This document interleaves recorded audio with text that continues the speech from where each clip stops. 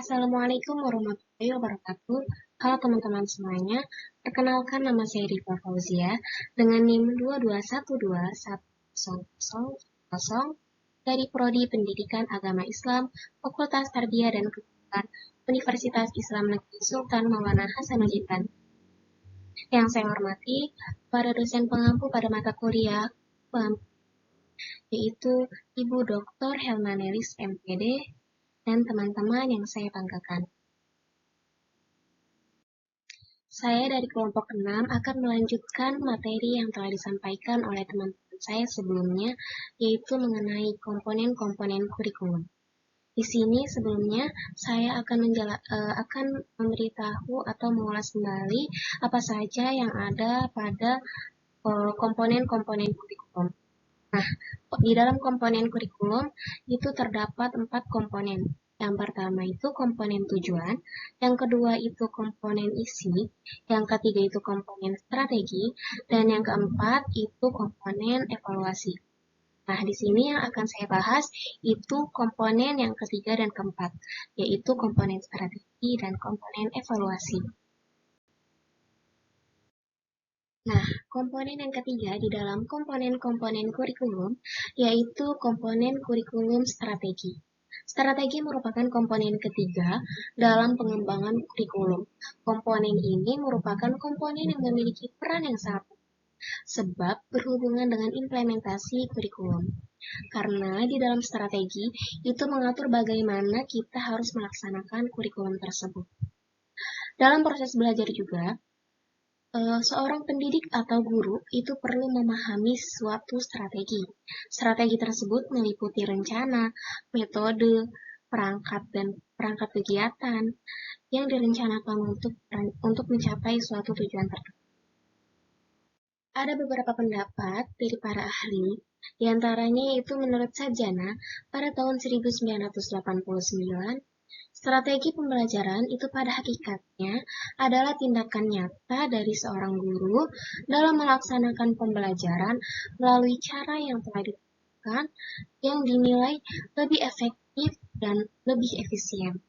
Selanjutnya, ada pendapat menurut Trabzoni pada tahun 1989 yang mengartikan bahwa strategi pembelajaran itu sebagai urutan umum perbuatan seorang guru dan siswa dalam mewujudkan kegiatan belajar mengajar untuk mencapai suatu tujuan yang telah ditentukan. Nah, strategi ini merujuk pada pendekatan dan metode serta peralatan mengajar yang digunakan dalam pengajaran. Tetapi pada hakikatnya bahwa strategi pengajaran itu tidak hanya terbatas pada hal itu saja.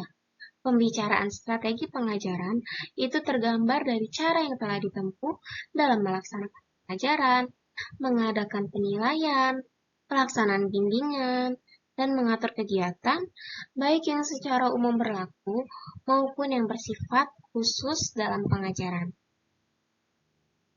Strategi pembelajaran merupakan pola dan urutan umum perbuatan guru dan siswa dalam mewujudkan kegiatan belajar mengajar untuk mencapai suatu tujuan yang telah ditentukan. Dengan kata lain, strategi memiliki dua hal yang sangat penting, yaitu rencana yang diwujudkan dalam bentuk kegiatan dan strategi yang disusun untuk mencapai tujuan tertentu. Strategi pelaksanaan kurikulum itu berhubungan dengan bagaimana kurikulum itu dilaksanakan di sekolah.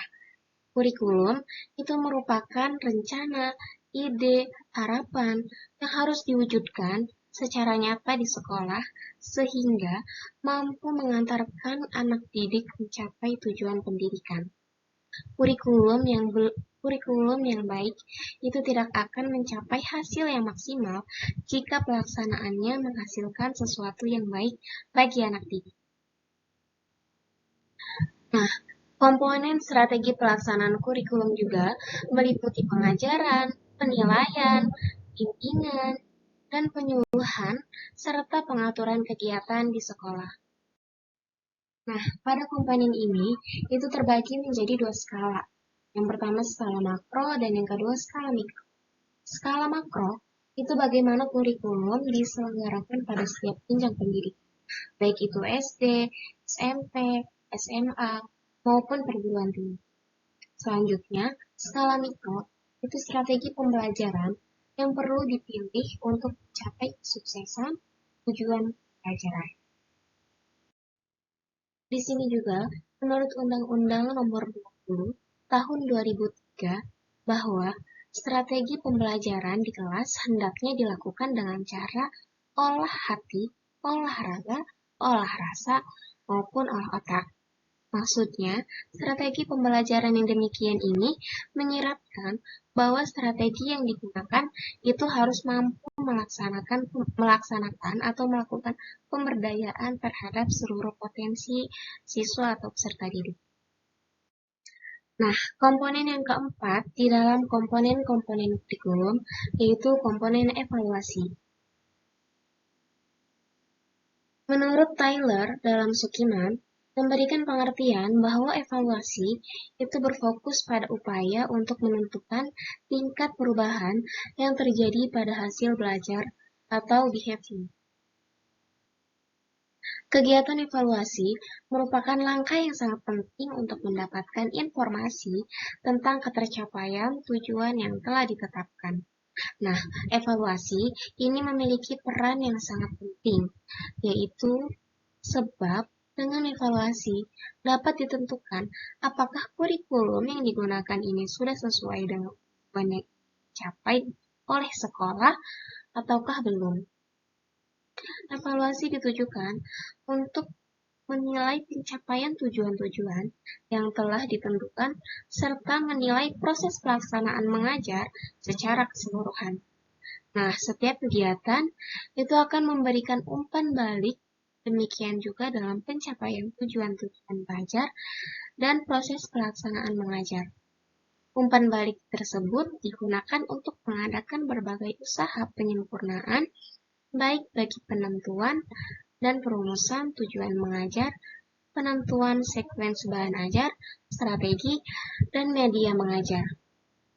Komponen evaluasi yang dimaksudkan ini untuk memeriksa kinerja dan tingkat ketercapaian tujuan-tujuan pendidikan yang ingin diwujudkan melalui kurikulum yang ditinjau dari berbagai kriteria. Komponen evaluasi adalah komponen kurikulum yang dapat diperbandingkan seperti halnya penjaga gawang dalam permainan sepak bola, yang memfungsikan. Evaluasi berarti melakukan seleksi terhadap siapa yang berhak untuk diluluskan atau diloloskan dan siapa yang belum berhak diluluskan. Karena itu, siswa yang dapat mencapai targetlah yang berhak untuk diluluskan, sedangkan siswa yang tidak mencapai target itu tidak berhak untuk diluluskan. Nah, ada dua aspek yang perlu diperhatikan dalam komponen evaluasi. Yang pertama, evaluasi itu harus menilai apakah telah terjadi perubahan tingkah laku siswa sesuai dengan tujuan pendidikan yang telah dirumuskan. Aspek yang kedua, yaitu evaluasi sebaiknya menggunakan lebih dari satu alat penilaian dalam suatu waktu tertentu. Evaluasi juga memiliki dua fungsi.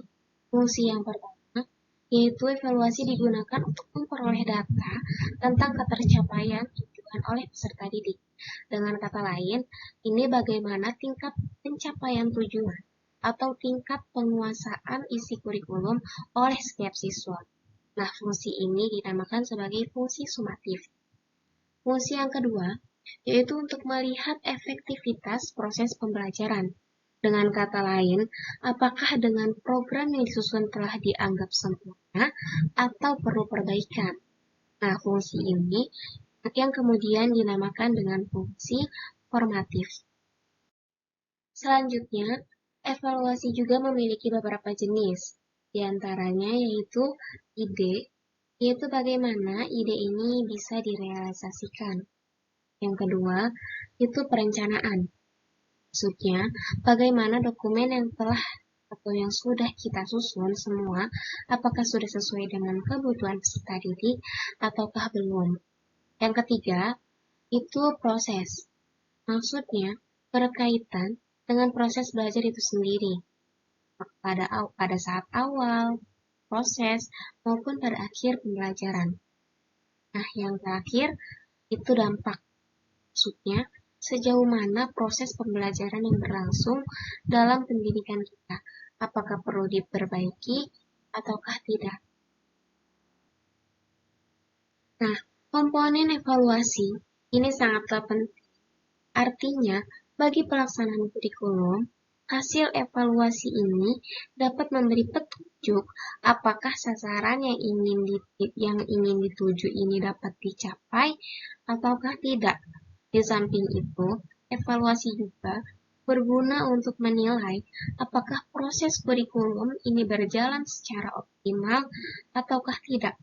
Dan dengan demikian, dapat diperoleh petunjuk tentang pelaksanaan kurikulum tersebut. Berdasarkan petunjuk yang diperoleh, dapat dilakukan perbaikan-perbaikan.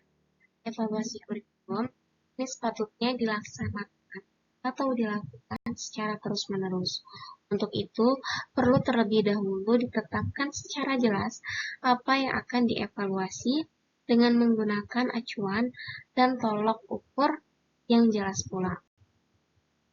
Baiklah, kesimpulan dari materi komponen-komponen kurikulum ini bahwa kurikulum merupakan jantungnya pendidikan karena kurikulum menentukan jenis dan kualitas pendidikan.